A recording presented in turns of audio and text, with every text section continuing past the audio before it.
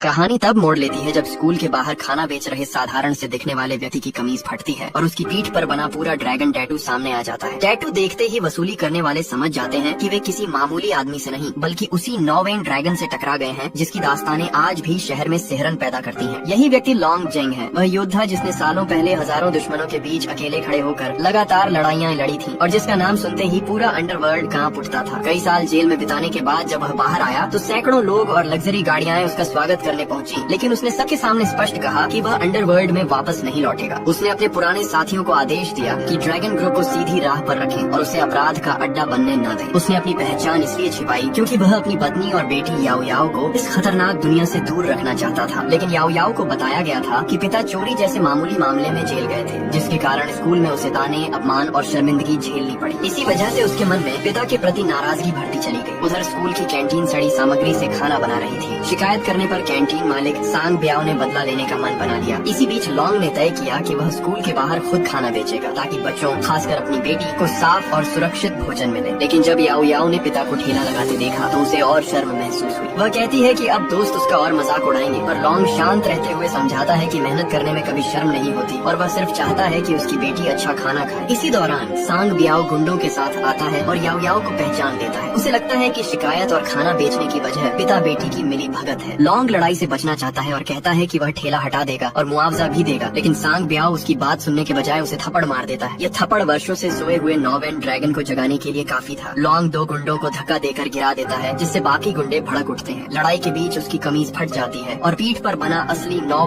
Dragon tattoo सबके सामने आ जाता है। इसे देखते ही गुंडों की हिम्मत जवाब देने लगती है। फिर भी सांग ब्याओ खुद को यह यकीन दिलाने की कोशिश करता है कि असली ड्रैगन जेल से लौटकर ग्रुप में जा चुका होगा, इसलिए यह आदमी नकली होगा। वह फोटो खींचकर ड्रैगन ग्रुप भेज देता है। उधर दाहाई और बाकी साथी तस्वीर देखते ही समझ जाते हैं कि असली ड्रैगन और उसकी बेटी किसी मुसीबत में है। इधर सांग ब्याओ सोचता है कि इस नकली ड्रैगन को पकड़कर वह ग्रुप में अपनी पैठ बना लेगा, लेकिन जब वह याओ याओ को पकड़ता है और याओ याओ अपने पिता को बचाने के लिए उसके सामने घुटनों पर गिर जाती है तो लॉन्ग का दिल पिघल जाता है। उसी पल वह समझ जाता है कि उसकी बेटी भीतर से असली 9 ड्रैगन को पहचानती है। अगले ही क्षण वह अपने पुराने रूप में लौट आता है और कुछ ही सेकंड में सभी गुंडों को धराशायी कर देता है। वह सांग ब्याओ को चेतावनी देता है कि अगर याओ याओ को जरा भी चोट पहुंची तो वह उसकी उंगलियां तोड़ देगा। इसी दौरान ड्रैगन ग्रुप के लोग गुस्से से भरकर स्कूल की ओर निकल पड़ते हैं।